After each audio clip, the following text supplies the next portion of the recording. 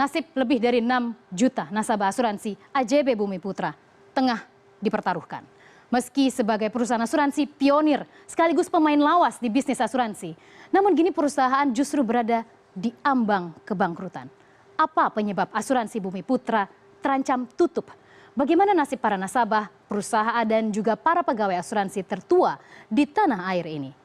Senja Asuransi Bumi Putra. Ratusan massa aksi yang merupakan pemegang polis, mitra kerja, pensiunan, dan mantan karyawan Bumi Putra melangsungkan aksi demonstrasi tepat di depan Gedung Pusat Bumi Putra pada Senin pagi.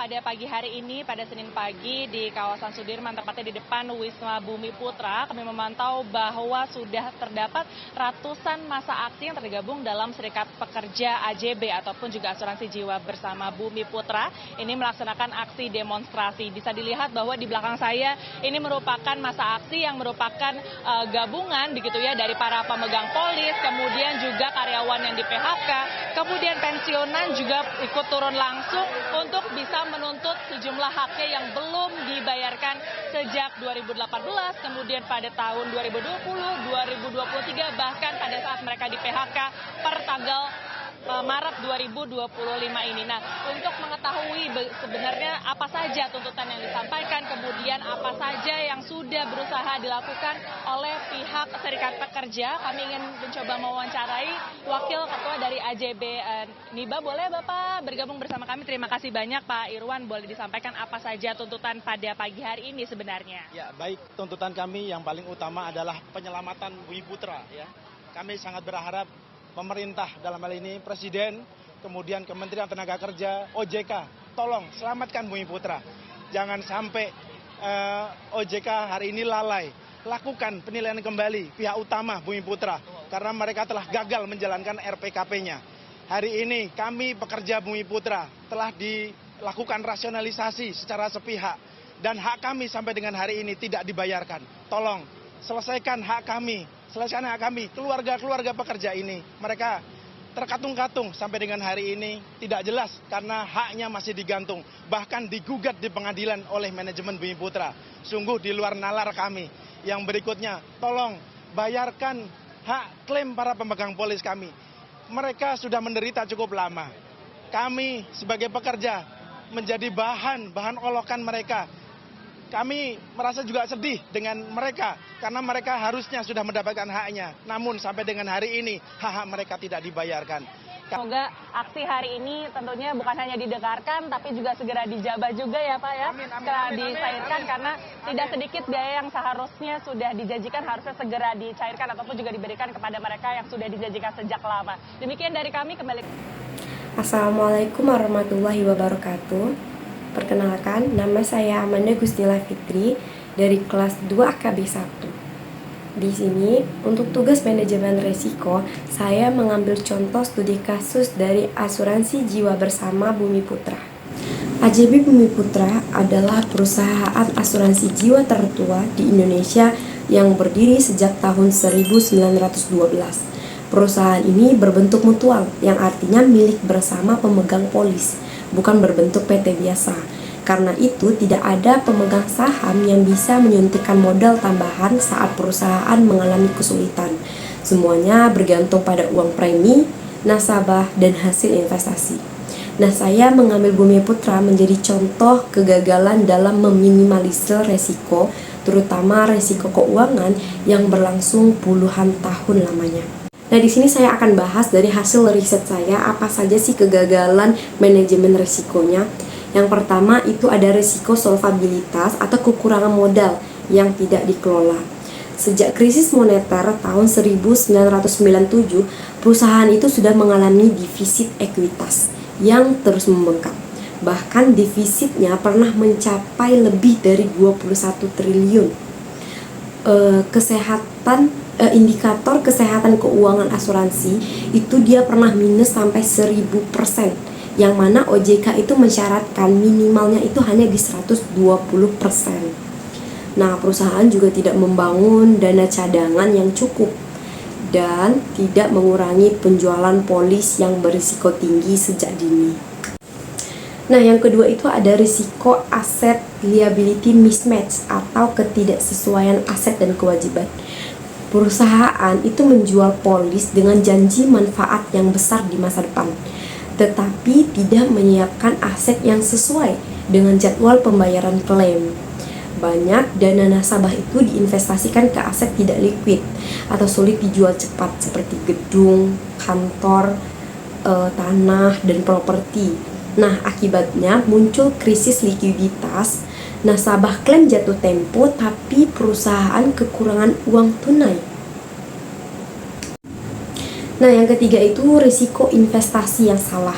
Bumi Putra itu melakukan investasi spekulatif dan berisiko tinggi tanpa analisis risiko yang matang. Contohnya, investasi saham di PT Sugih Energi Tbk senilai sekitar 250 miliar. Ketika harga saham anjlok, perusahaan mengalami kerugian besar. Terlalu banyak dana yang diparkir di properti dan aset tidak liquid. Nah, hasil investasi secara keseluruhan rendah dan tidak mampu menutupi kewajiban klaim serta biaya operasional. Nah, yang keempat itu ada risiko tata kelola perusahaan yang lemah. Di Bumi Putra itu sering terjadi konflik internal dan pergantian direksi. Nah, sehingga pengawasan dari badan perwakilan anggota itu kurang efektif dan sistem IT administrasi yang buruk sehingga data premi dan klaim itu tidak terkelola dengan baik. Keputusan investasi dan bisnis tidak diawasi dengan ketat sehingga risikonya dibiarkan menumpuk selama puluhan tahun. Nah, dari semua resiko yang saya paparkan tadi, apa saja dampak dari kegagalan manajemen resiko Bumi Putra? Yang pertama, itu ribuan nasabah mengalami gagal bayar klaim selama bertahun-tahun. Perusahaan melakukan penurunan nilai manfaat, yaitu pemotongan klaim hingga puluhan persen. Hingga tahun 2026 ini, perusahaan masih membayarkan klaim secara bertahap melalui rencana penyehatan keuangan yang diawasi langsung oleh OJK. Nah, tetapi proses pemulihan ini masih berjalan dengan sangat lama.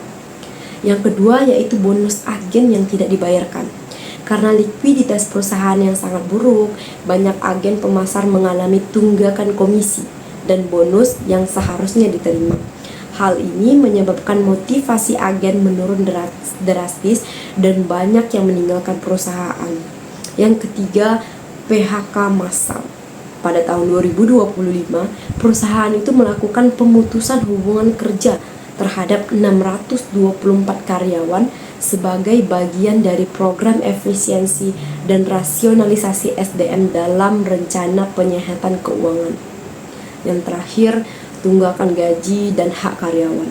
Sebelum karyawan di PHK, perusahaan itu sudah pernah memotong gaji karyawan dan mengalami kesulitan membayar gaji secara tepat waktu. Setelah PHK pun banyak karyawan yang hak-haknya itu tidak dibayarkan sampai dan mengalami keterlambatan pembayaran sehingga memicu protes dan tuntutan dari serikat kerja.